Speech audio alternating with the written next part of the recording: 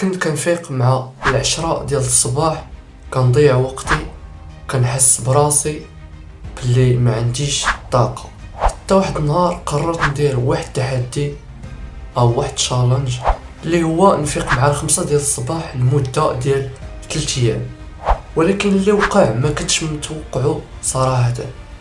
قبل ما نبدا، انا شخصيا ماشي من دوك الناس اللي ديما كينوضوا بكري، بالعكس انا من الناس اللي كيحب النعاس بزاف. ولكن واحد النهار قررت نجرب ونشوف واش هاد 5 ديال الصباح اللي كلشي كيهضر عليها واش تقدر تبدل شي حاجه فيا. النهار الاول كان كارثه بمعنى الكلمه. فقت مع 5 ديال الصباح، ولكن حسيت براسي عيني مزيرين وباغي غير نرجع نعس.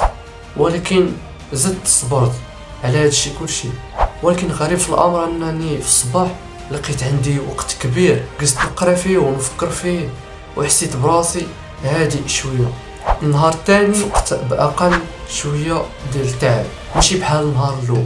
درت واحد الروتين صغير وقريت شويه وجريت واحد الساعه ديال الشرا، وحتى المورال ديالي طالع، ونهار كامل داز منظم وما ضيعتش الوقت كيف العاده. نهار ثالث هنا كانت الصدمه، نط بسهوله اكثر وكان عندي واحد التركيز اللي هو كبير بزاف، وما بقيتش كيما النهار الاول.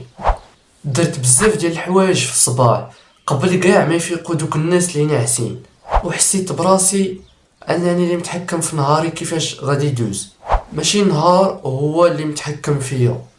والخلاصه ديال هادشي كامل هو صراحه 5 ديال الصباح ماشي صعيبه، والفياق مع 5 ديال الصباح ماشي سحر. ولكن اللي فهمت من هادشي كامل هو الا بديتي نهارك بكري قبل كاع ما يفيقوا دوك الناس، كتربح الوقت وكتربح التركيز وكتولي منظم اكثر.